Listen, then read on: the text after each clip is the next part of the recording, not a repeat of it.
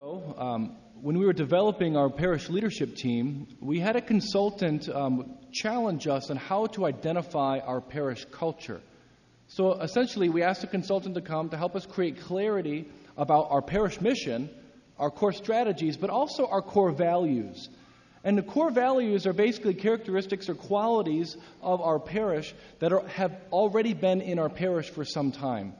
That the best of our staff, the best of our parishioners exemplify and typify these values in their lives.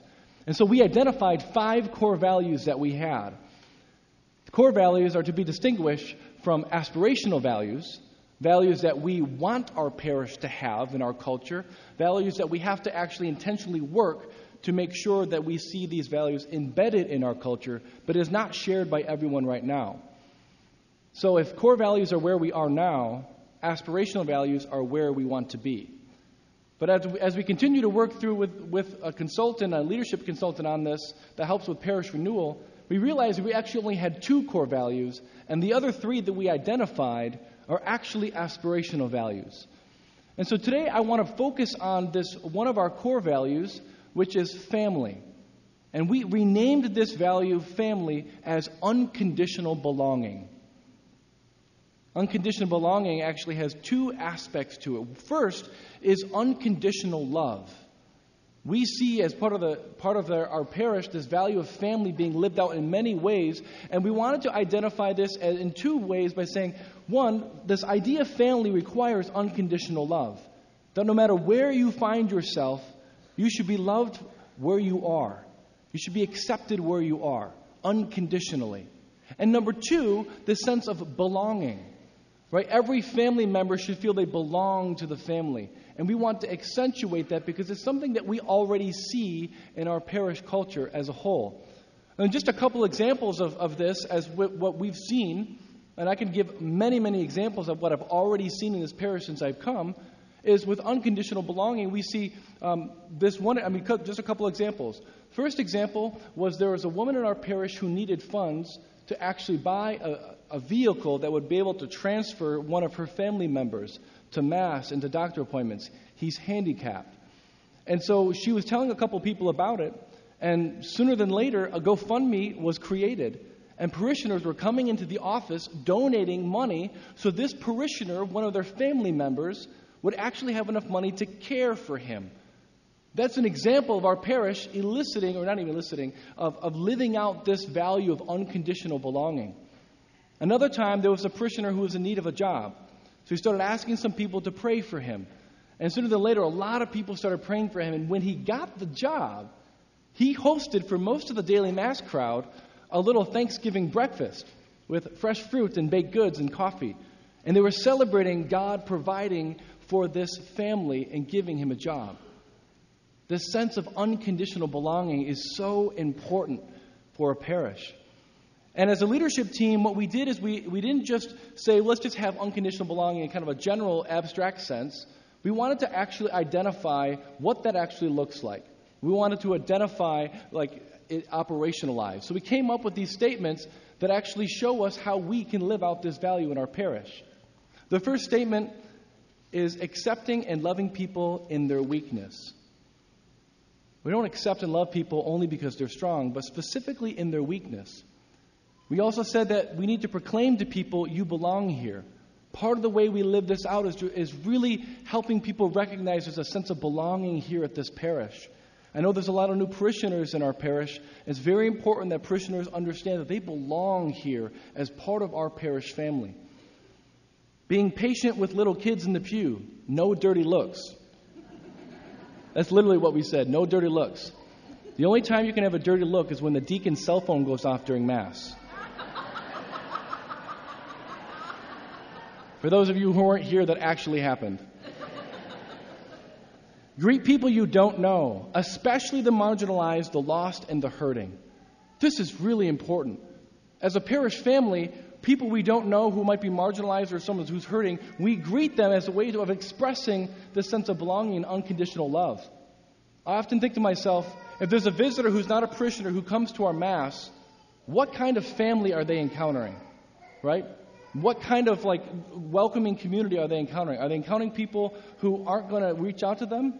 Or are they encountering people who are intentional at looking for opportunities to living out this value? We also have being present to each other, spending time with each other, asking how we're doing, asking each other, how are you doing? Saying hi smiling and saying hello. If you see a problem or a potential problem, address it. Don't just leave it for someone else to fix. Only speak kindly to others. And finally, invite others to events at the parish or the group that you're a part of. This invitational culture is the way that we live out this value of unconditional belonging. Now, if every single parishioner lived out this value consistently, then we would actually have a healthier sense of community here in the parish. And a healthier sense of authentic community is critical for us into actually completing our mission. Father James Mallon, the author of Divine Renovation, which in many ways is a blueprint for how to renew a parish, he says this. He says, authentic community is a place where we are known and loved. It is a place where we find others to whom we are accountable, and who are accountable to us. So it's a place where we know that we're known and loved. It's something that all of us deeply desire. But there's an accountability piece there. That I'm going to keep you accountable to your identity in Christ. I'm going to keep you accountable to what God says about you. Right? And this is where authentic community happens. And without this sense of authentic community, we actually cannot fulfill the mission that Jesus has for us. Leadership consultants in business and in church culture will say something like this. And it's a quote of a guy, I can't remember his name. He says, culture eats strategy for breakfast. Culture eats strategy for breakfast. That is, you can have the smartest people working for your parish, working for your business. You can have the most committed people who are intensely giving themselves over to the strategy, all the different cool ideas you have to bring about success. But if the culture is not fitting or it is not healthy for that strategy to be successful, then the weight of the culture, the inertia of the culture is going to actually quench any strategy you have. Let's be specific about this value in our parish. As a church, what do we proclaim? We proclaim that we have a God who has loved us and accepted us. A God who's madly in love with us. A God who makes himself small so that we can be saved from sin. But what difference does it make if I preach that we have a God who loves us and accepts us, if our parish is a place where people are not loved and not accepted? What does that begin to do? It begins to actually cause cynicism. And there are many people who have walked away from Christianity and walked away from the church because they've been cynical about the difference between what we preach and how we live. And that cynicism, in many ways, marks so many people who no longer go to church.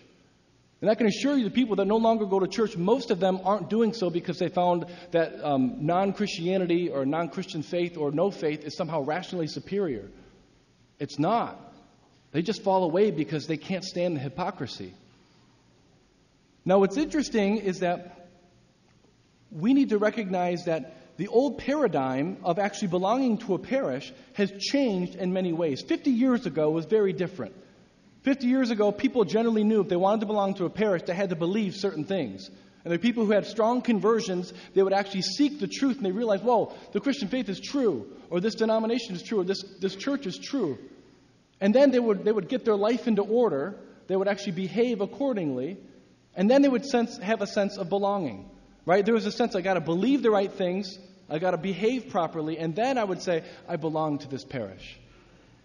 Well, the order has been reversed, in large part because we live in a postmodern culture of hyper-individualism that says that I am not going to take seriously anything you say unless I know that you love me, unless I know that you accept me, unless I know that I belong. And it's not to say that somehow beliefs and behaviors aren't important.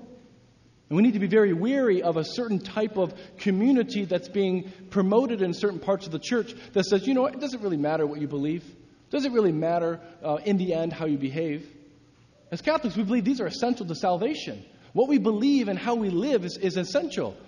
The difference is the order in which those are achieved in the church. We need to make sure that we are helping people know that they belong, that they are loved, and they are accepted, because it is only then that they open up their hearts to the power of the gospel, to the reality of who Jesus is. Or put another way, people don't care how much you know unless they know how much you care. And so we need to be challenging ourselves to live this cultural value up in our parish so that when we proclaim the gospel, people are actually discrediting the very thing we're saying by the way that we live our lives. I don't know about you, but as a millennial, I'm the first year of the millennial. 1982, I think it's the first year. So all you people who are not millennials, don't judge me. Millennials, by the way, are fleeing the church because they have not found this. But if I find myself in an environment where I know that I'm loved, I know that I'm accepted, you know what happens? I open my heart. I open my mind. And my worldview is actually, I'm open to being changed because I'm encountering something that I desperately long for. And all of us desperately long for a sense of healthy, authentic community where that love exists. Now, as a parish, I can honestly say that all of us want this to be this value to permeate everything that we do. And if we want this to permeate our parish, then we have to be intentional about it. It just doesn't happen by accident. And I know that because this parish is so large, it can be a challenge.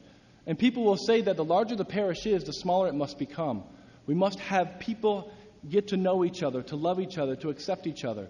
This is why small groups, discipleship groups, Alpha, and some of these other initiatives are so important for us to kind of get to know each other so we can have this sense of unconditional love and belonging.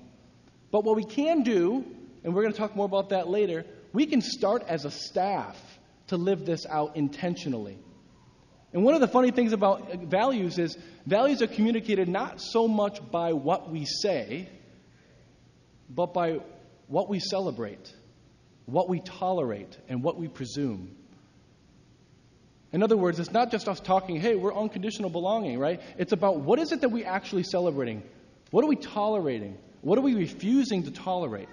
That's how we begin to permeate this in every single part of what we do. So at staff meetings, for example, we start out our staff meetings with what we call shout-outs, where people say, you know what, they actually will recognize our core values and they'll point out in front of everybody, I just want to honor you for the way in which you live out this value. You know, Anne, I want to honor you for the way in which I saw you interact with that non-parishioner who was really struggling. And that was actually living out this unconditional belonging. I just want to honor you for that. So we do that for about 5-10 minutes at every staff meeting. You know what that's done? It's changed the way that we interact with each other, and it's raised an awareness of what we're called to be and who we are. And this has actually caused some staff members to change their behavior. In fact, I won't say who it is, but there was one particular staff member who was not living out this value very well.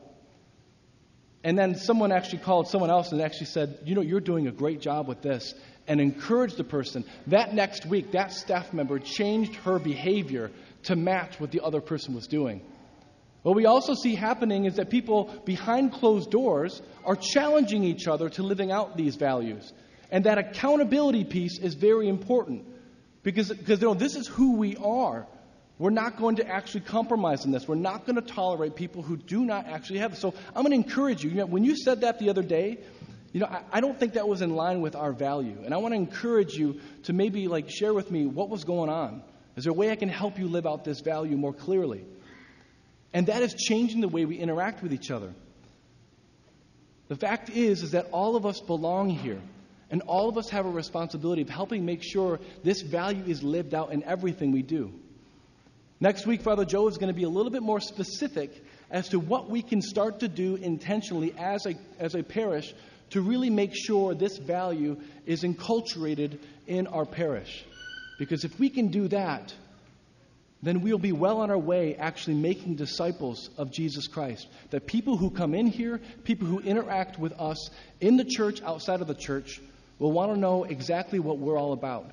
And they'll be open to hearing the gospel and having their lives changed.